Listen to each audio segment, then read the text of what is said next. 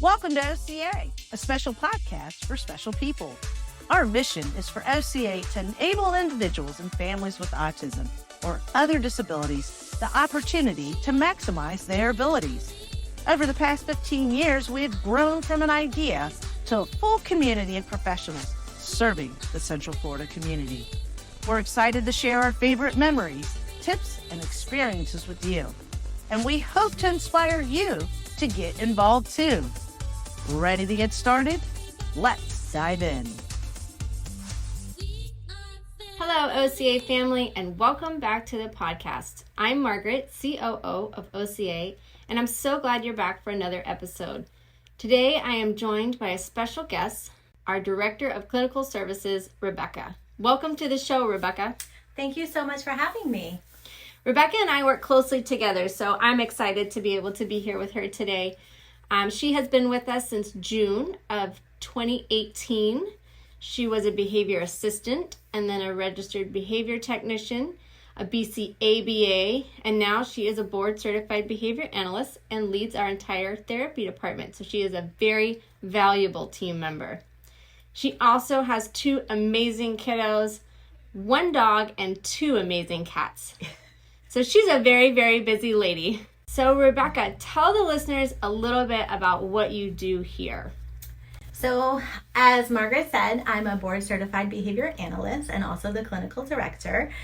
So I do one-to-one therapy. I supervise other behavior staff as well as support in the adult vocational program and lead the early intervention program as well. So I'm kind of wearing a ton of hats here. That's right. ABA is a foundational tool here at OCA, but you are also of the belief that it's an important tool in life. So ABA, which stands for Applied Behavior Analysis, why do you choose that as your career path? So it's a little bit of a long story, but I'll try to sum it up here. So previously I was a preschool teacher. My background is in early childhood development. I love being part of the early stages of growth and seeing individuals make gains and discovering who they are, and I wanted something more. And in my research of how I can do them more, I found ABA. I love ABA because it allows me to be a part of that one-to-one developmental process, working with the families, working with the individuals, working with members of the community, other therapies, school staff. It's just a well-rounded experience that I get to be a part of in helping this individual make gains and live the best life that they can live. So in Central Florida, there's lots of options to provide ABA services. So what drew you to OCA? So my journey with OCA began at a teaching conference. I saw a booth that was bright and colorful. There were smiling individuals standing behind it, happy to share information about the organization.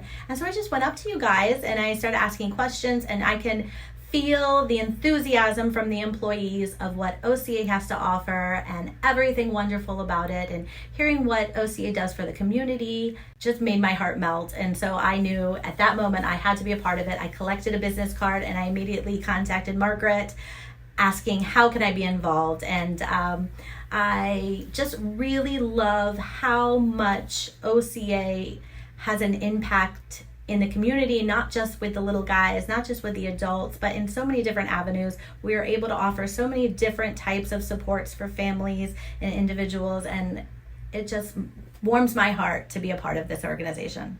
So if you met someone on the street and we're telling you about OCA, what would you label as your favorite part about being part of our team? I would say being part of the magic, right? Being able to be here every day and experience the enthusiasm of the employees, the enthusiasm of the participants who come to our programming, interacting with the parents and the families, just being able to be part of the process and being that safe space for people to come and to be able to develop new gains and working on social skills and independent living skills and functional communication, all of these wonderful things. I just can't say enough wonderful things about being here, and I just love coming every day. So you're sometimes the first point of contact for families that are learning about ABA and seeking therapy and support for a child, either with a new diagnosis or that are new to the area. What would you tell families who are just starting the journey so that they can be prepared to be part of ABA therapy? So just being completely honest and letting them know that this is a journey and we are going to do this journey together, and we are here to support in every way we can. I think it's so important to provide families with as much information and to be honest and realistic. This is not an overnight, you're going to see results tomorrow. This is going to be like I said, a journey. And so just making sure being honest and open with them with the process, keeping communication open is so important. And so being there to support and providing answers to their questions, connecting them with other individuals that may be able to answer the questions better than I, just making sure that they know they're supported and that we are here for them. So I can say from experience of working with Rebecca that she's done a great job. And during her time here, we've doubled the number of therapy clients that we have. We've got a early intervention program that's up and successful and doing great things for kiddos in the Central Florida community. And one of the parts of her job that's really difficult is managing analysts and ensuring that they are doing their part and monitoring the progress of every single client that comes through our program. So not only does she work with individual clients, but she also ensures that every client that's here at OCA is making those gains and the programming is effective. So bravo, Rebecca. We really appreciate all the work you're doing. Thank you so much. So if you had to say one lesson your job has taught you that you think everyone should learn at some point in their life, what would it be? I would have to say to trust the process. Here at OCA, we are a community, we are a team, and so we want to make sure you are supported as much as we possibly can.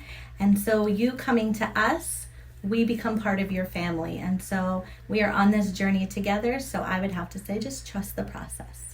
Well, thank you so much, Rebecca, for joining us today. And thank you, audience, for tuning into this week's episode. If you have a question for Rebecca or any of our staff, send us an email at information@gooca.org.